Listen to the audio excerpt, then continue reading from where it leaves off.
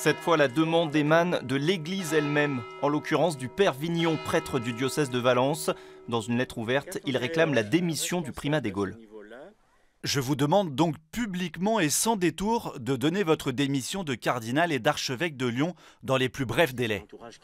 Pierre Vignon estime être ainsi en cohérence avec le message du pape qui appelle à combattre tous les actes pédophiles au sein de l'Église catholique.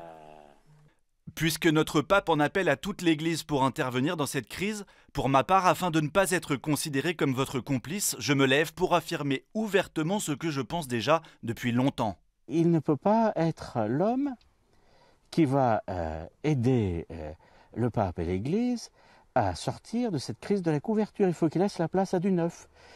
S'il parle sur un sujet de la foi ou sur un sujet d'ordre moral, aussitôt on va dire le cardinal Barbarin qui est en procès pour l'affaire Prénat, le procès vient d'être reporté, etc. Donc il a le fil à la patte, toujours. On n'écoute plus ce qu'il peut dire.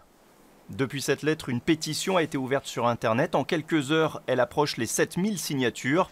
Pétition lancée par 2 présidents d'associations à l'origine de la procédure judiciaire qui vise actuellement le cardinal.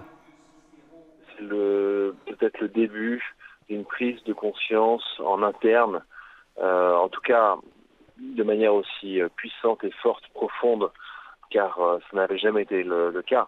On n'a jamais eu de soutien public aussi fortement exprimé que celui-ci.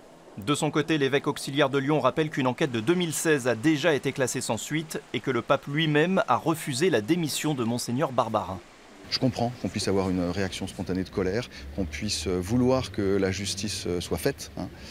Je dirais que justement, en fait, il faut que la justice soit faite.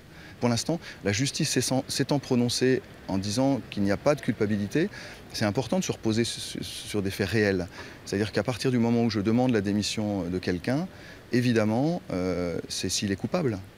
Et qui suis-je pour dire qu'il est coupable ou pas?